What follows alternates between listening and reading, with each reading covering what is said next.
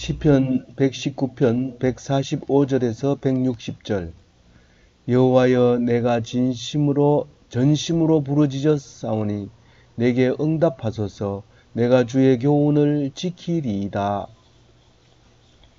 이제 119편 이틀 남겨두고 오늘 묵상합니다. 오늘 묵상과 내일 묵상함으로써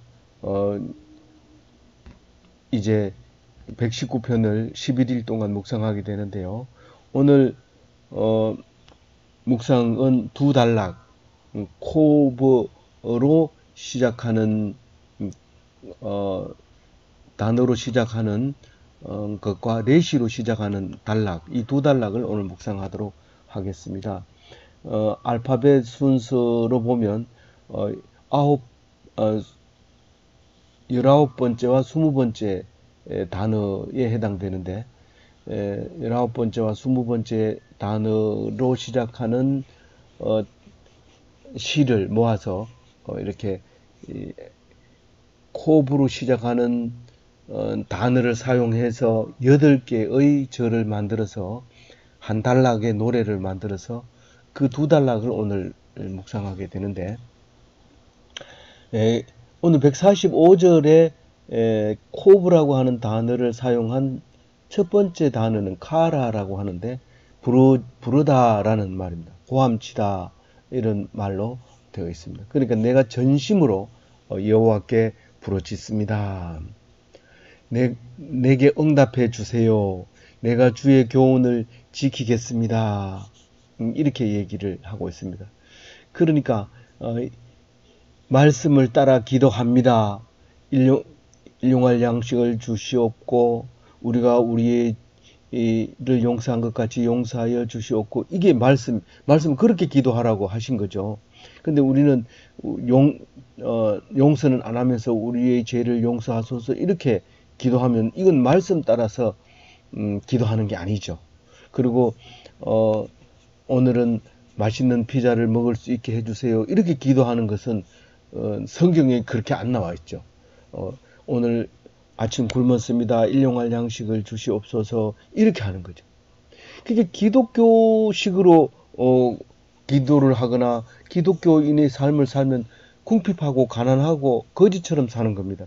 그래서 국가가 기독교를 국교로 정하게 되면 그 나라는 반드시 가난하게 돼야 되죠.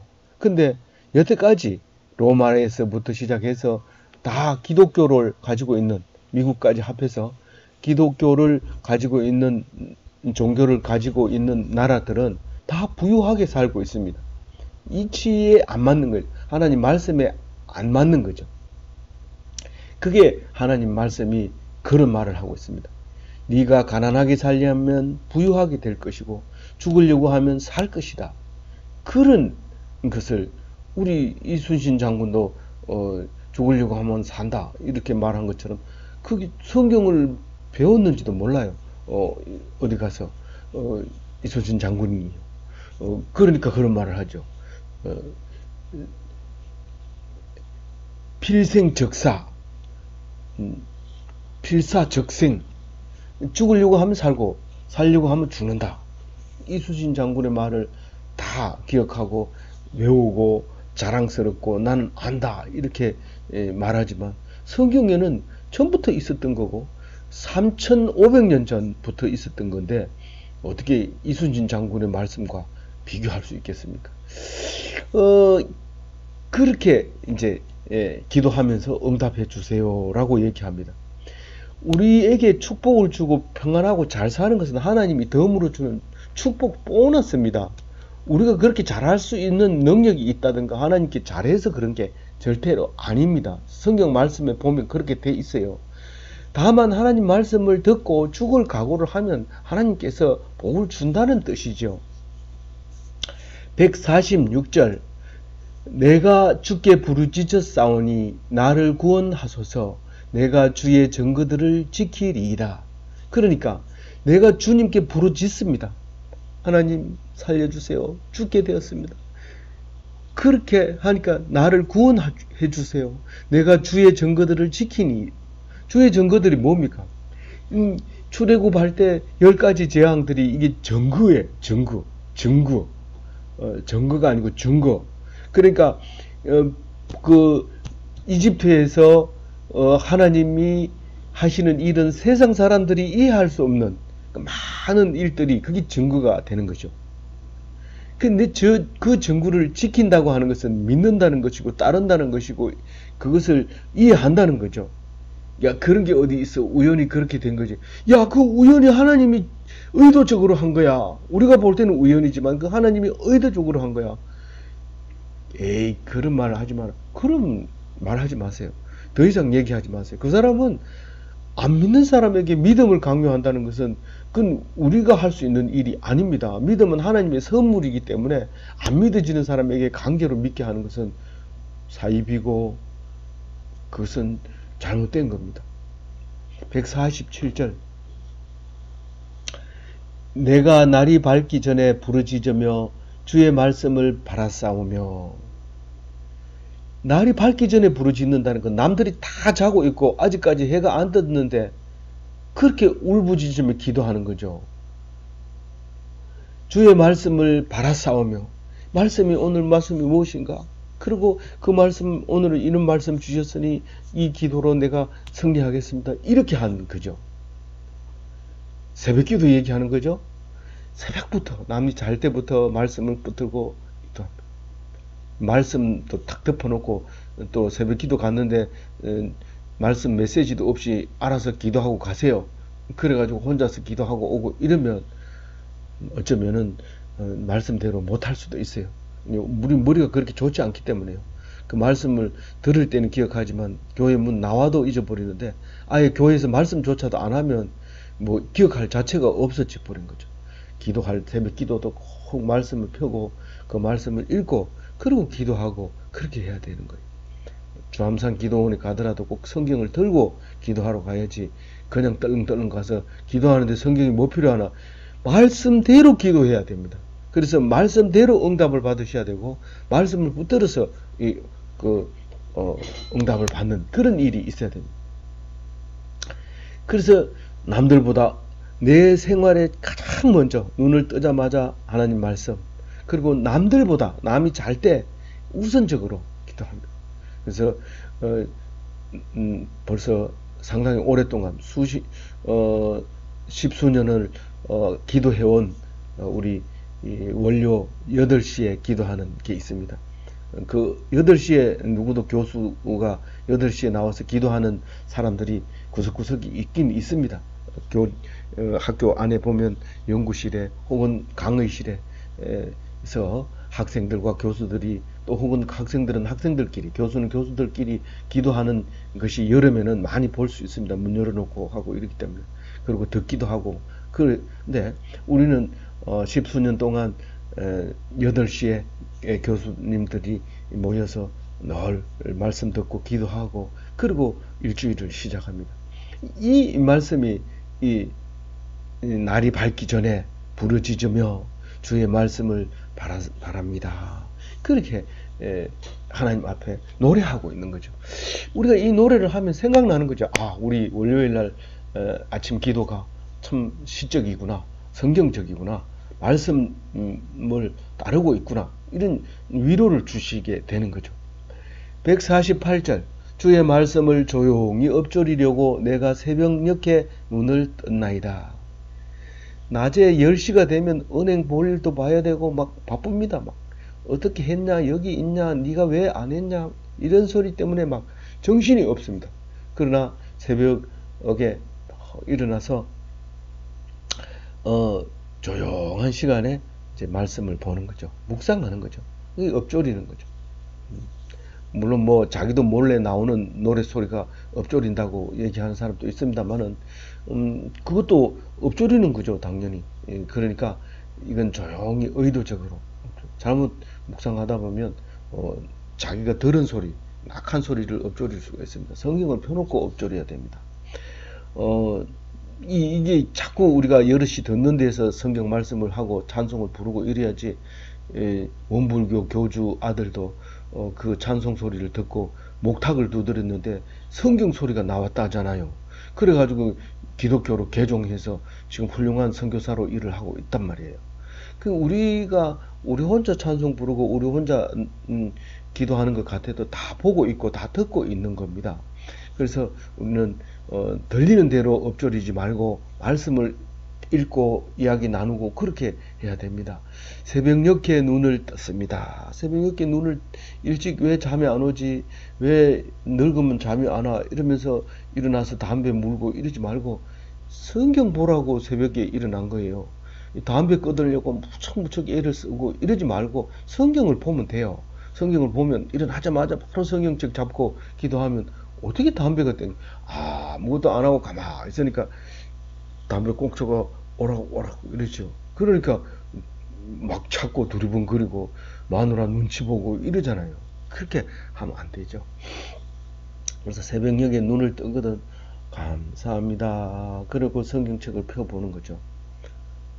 늙으면은 왜 잠이 없을까 이러면서 막 남들 자는 앞에 가가지고 시간 다 됐다 이러면 1분만 기다리면 알람이 깨워줄 텐데 자기가 1분 전에 깨워가지고 성질나게 만들고 이렇게 하지 말고 끝까지 1분을 못 참아서 그렇게 애한테 성질내게 만들고 그렇게 하지 말고 끝까지 참아서 스스로 일어나게 하면 얼마나 좋습니까? 하나님께서 깨워주셔서 감사합니다. 그 아이가 그렇게 기도하면 가정이 행복하고 온 식구가 좋잖아요.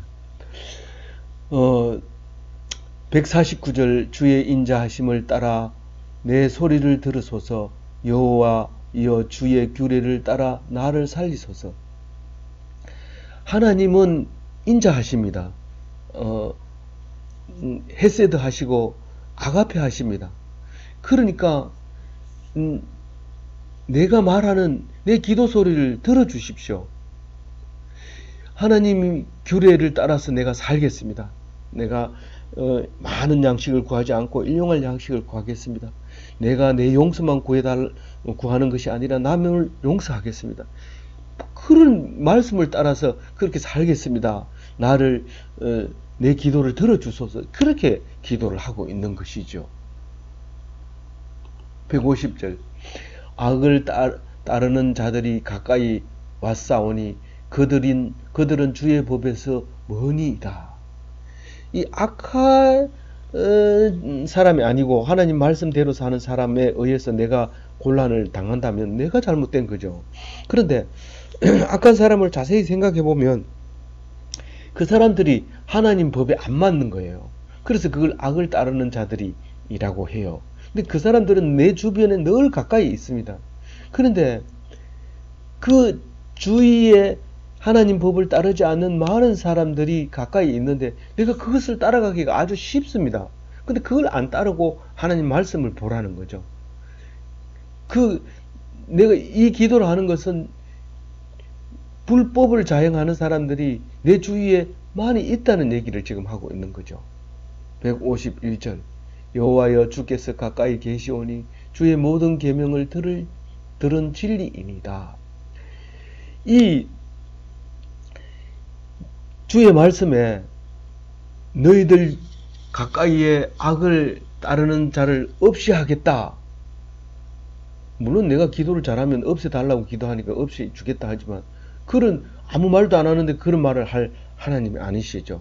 내가 일부러 너희들에게 불법을 자행하는 자를 줘서 네가 이 사람들처럼 불법을 자행하고 있지 않나?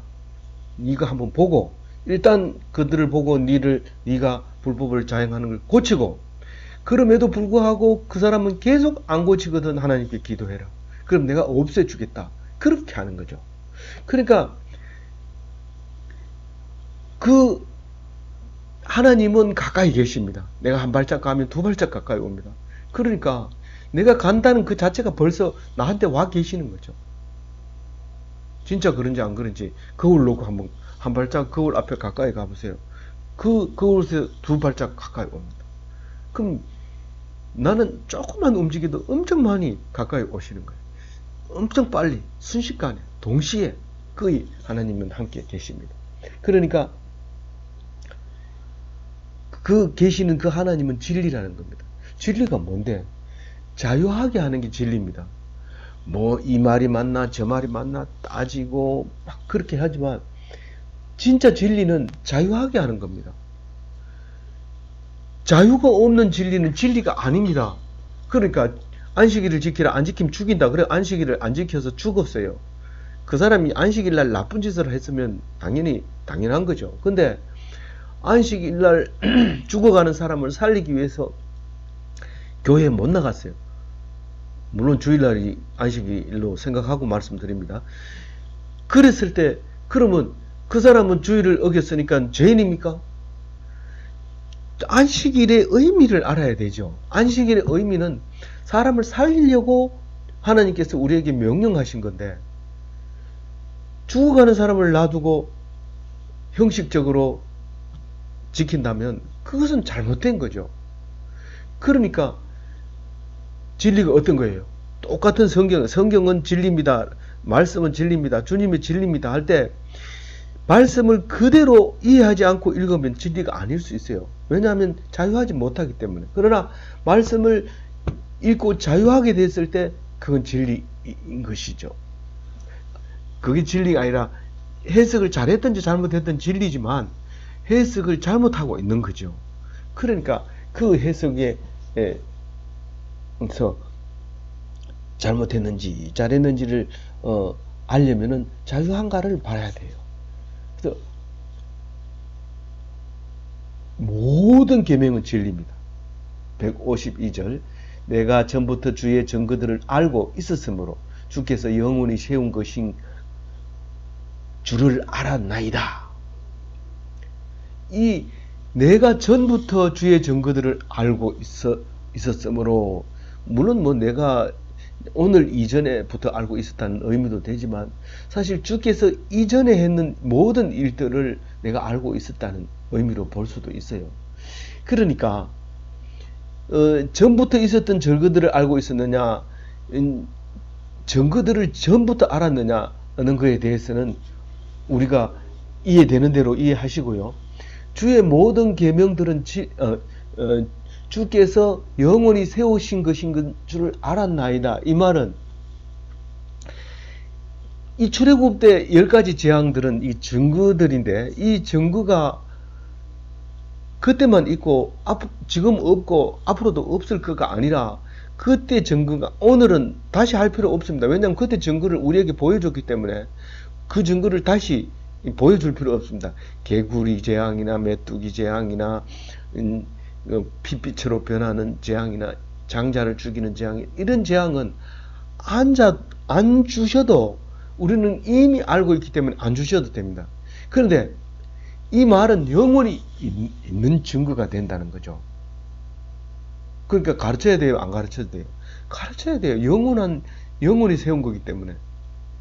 내가 안 가르치지면 영원하지 않습니까? 아니죠. 내가 안 가르쳐줘도 하나님은 영원히 세웁니다. 그러나 나를 선한 일에 쓰게 할까요? 악한 일에 쓰게 할까요? 그건 본인의 자유의지에 달렸죠. 내가 아니다라고 하면 아닌 겁니다. 물론 믿음은 선물로 주지만 그걸 거부할 권리가 당신에게 있습니다. 자유의지입니다. 153절부터는 레시로 시작하는 글자의 단어로 시작하는 절로 8가지 절을 만들어서 노래하고 있는 단락입니다. 나의 고난을 보시고 나를 건지소서. 내가 주의 율법을 잊지 아니함이니이다. 레시라는 단어 글자인데요. 이 글자를 가지고 만든 단어가 라인데 이게 제일 먼저 나옵니다. 153절 제일 앞에 나오는데, 검사하다, 인지하다 이런 말입니다. 그러니까 나의 고난을 보시고, 하나님이 나의 고난을 인지하시고 나를 건지소서. 무조건 뭐 내가 말하는 대로 하나님이 뭐 해주는 게 아니라 내가 고난을 당하고 있지 않습니까? 그것을 보시고 고쳐주세요. 이 기도는 잘 드립니다. 사람들이. 하나님이 계시다면 나를 이렇게 고난 속에 두실 겁니까? 그렇게 얘기합니다. 그거까지 하는 거는 뭐 문제가 없어요. 근데 원망하면 안 됩니다. 왜냐하면 내가 주의 율법을 잊지 아니함이니이다. 내가 하나님이 계시다면 나를 이리 억울한 짓을 당하게 하는 것이 아니다. 분명히 하나님 안 계신 거다. 이렇게 얘기하면 율법을 모르는 거예요. 하나님 성경을 공부를 안 한 거예요. 말씀이 없는 거예요. 그 말씀을 알고 나면 내 이 고난은 하나님께서 주신 거구나. 나를 위해서 주시는 거구나. 그래서 나를 원수를 사랑하라고 했구나. 이 일로 인해서 내가 큰 힘을 얻을 수 있겠구나. 그리고 견디고 이겨나가는 겁니다. 그래서 주의 법을 잊지 않고 있습니다. 그 말은. 그러니까 하나님께서는 내 고난을 아시니까 건져주세요. 하나님이 말씀대로 내가 안 잊어버리고 있고 하나님 당연히 내 고난을 보고 계시고 그러면 당연히 건져주시죠. 건져줄 뿐만 아니라 더 크게 더 영화롭게 그 고난을 통해서 일하시고 계신다는 사실을 우리가 알 수 있게 되는 것입니다. 우리 154절 읽어봅니다. 주께서 나를 변호하시고 나를 구하사 주의 말씀대로 나를 살리소서. 주께서 나를 변호하시. 이 변호사가 말을 잘해야 재판에 이기는 거죠. 아무리 이 옳고 그르고 중요합니다. 사실이 중요한 게 아니라 변호사가 변호를 잘해야지 승리하는 겁니다. 3000년 전에도요. 3000년 전에도 그랬다는 거 아니에요. 지금도 그래요. 여전히. 옳고 그른 거 가지고 고소하지 마세요. 법정에서 정확하게 재판을 내려줄 거라고 생각하지 마세요. 판사는 당신 편일 수도 있지만 다른 사람 편일 수도 있기 때문에 그것은 어떻게 변호하느냐에 따라서 달라집니다. 당신은 그게 옳다고 생각하지만 당신의 피고소인은 그것이 옳다고 생각하기 때문에 그런 겁니다. 그래서 세상 사람들에게 송사하지 마세요. 변호사를 믿지 마시고 변호사를 맡기지 마세요. 변호사는 안 됩니다. 안 됩니다. 만약에 당신이 옳지 않은 것에 변호사가 말을 잘해서 옳게 판단했다면 당신이 바라는 게 아닐 겁니다. 맡기지 마세요. 변호는 하나님이 더 잘하십니다. 주께서 나를 변호하시고 나를 구해 주십니다. 믿으십니까? 당신이 어떻게 그렇게 잘 알아? 나도 변호사 사봤어요. 주의 말씀대로 나를 살리소서. 주의 말씀대로 나를 살려주신다고요. 하나님이 살려주신다면 살려주시는 거지 사람 의지하지 마세요. 154절 주께서 155절 구원이 악인들에게서 멀어지면 그들이 주의 율례들을 구하지 아니함이니이다. 이 악인들은 하나님을 의지하지 않고 변호사를 의지합니다. 그래서 이깁니다. 그래서 악인들은 변호사를 사지만 의인들은 변호사를 안 삽니다. 그러면 악인들은 반드시 변호사를 사서 지게 되지만 의인들은 변호사를 안 사니까 질 일이 없습니다. 그러니까 악인들은 구원이 멀고 율례를 구하지 않습니다. 말씀을 구하지 않습니다. 어려운 상황에서 교회에 나와서 말씀을 들으라. 지금 재판을 하고 나서 말씀 볼게. 그러면 구원이 없습니다. 156절 여호와여 주의 긍휼이 많으오니 주의 규례들에 따라 나를 살리소서. 주님은 불쌍히 여깁니다. 뭐 하나님이 뭐 있어 이런 사람은 절대로 안 도와. 그래도 하나님 도와줄 수 있지 않을까? 안 도와줍니다. 그런 사람은. 하나님이 없다고 하면 하나님 절대로 안 도와줍니다.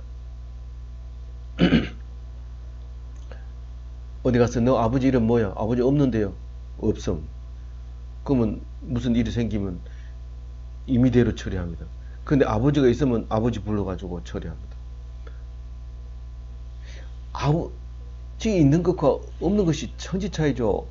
근데 주의 아버지가 아버지 이름을 부르고 아주 형편이 어렵게 됐어요. 그 아버지가 그냥 놔둘 리가 있겠어요? 아버지 하나님은 긍휼이 많아요. 그리고 긍휼이 그렇게 많다면서 내가 그때 왜 그렇게 어려우면 그냥 놔뒀는데? 그때 하나님 찾았나? 기도했나? 말씀 읽었나? 어떻게 말하더나? 성경이 뭐라 하더나?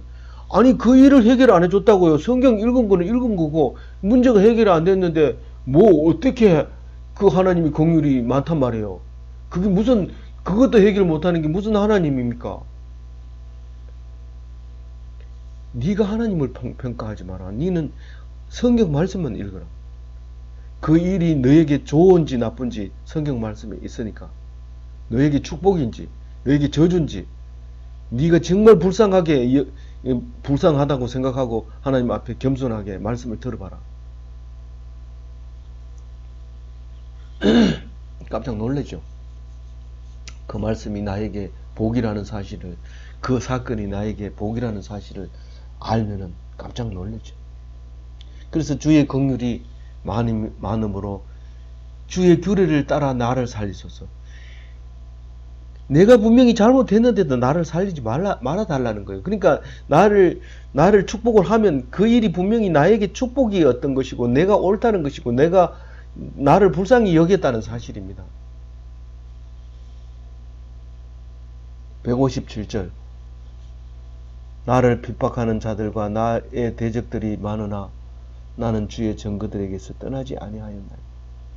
나를 괴롭히고 나를 대적하고 이런 사람이 많고 많은 거하고 내가 성경 말씀 읽는 거하고 어떻게 관계가 있습니까? 대적이 많으면 뭐 그 사람들한테 잘못했다 하고 그리고 그 사람들이 잘하면 왜 대적이 생기냐? 네가 못하니까 대적이 생기는 거지. 너를 핍박하는 것은 네가 못하니까 핍박을 하는 거지. 그게 아니라는 거예요. 네가 말씀을 안 읽으면 네 눈에 보이는 건 전부 너를 핍박하는 것 같고 너를 욕하는 것 같고 너를 미워하는 것 같고 너를 상대 안 하고 네만 빼고 술 먹으러 가고 그런다는 거예요. 근데 성경을 딱 읽어보니까 나 빼고 술 먹으러 간 게 얼마나 축복인지 몰라. 그 사람들은 술 먹고 운전하다 사고 쳐서 감옥에 가 있고 내가 하나님 말씀을 붙들면 나를 핍박하는 자, 나를 대적하는 자들이 축복이라는 사실을 알게 되면 기쁨이 오고 행복하고 그래요. 그렇지 않으니까 우울증이 걸리고 외롭고 쓸쓸하고 물으면 엉뚱한 소리 하고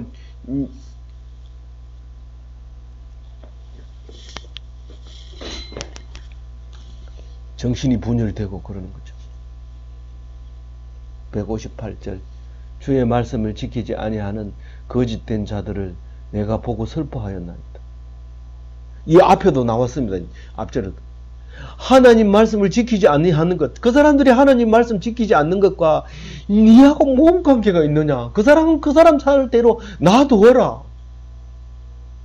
그렇게 아니하고 그 사람들이 하나님 말씀을 떠나는 것에 대해서 내가 그 사람들이 교회 안 나오고 기독교인이 아니라 하면 나는 상관없어. 나는 말 안 하지만 그는 하나님 믿는다 하고 나하고 같이 기도하고 묵상했던 그 사람들이 지금 말씀을 지키지 아니하는 거짓된 자들이라고요.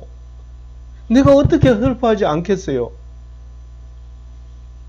말씀을 똑바로 전해야 돼요. 맞아. 그 사람 나쁜 사람이야. 그러니까 그 사람하고 놀지 마. 그렇게 하지 말라고요. 이게 지금 158절이 그 얘기입니다. 당신이 슬퍼하라고. 그 사람이 그러면 붙들고 얘기하지 말고 비웃으면서 그 인간은 옳잖아 그러면서 욕할 것이 아니라 당신이 하나님 말씀을 붙잡으라고요. 하나님 말씀을 슬퍼하면서 성경을 읽으라고요.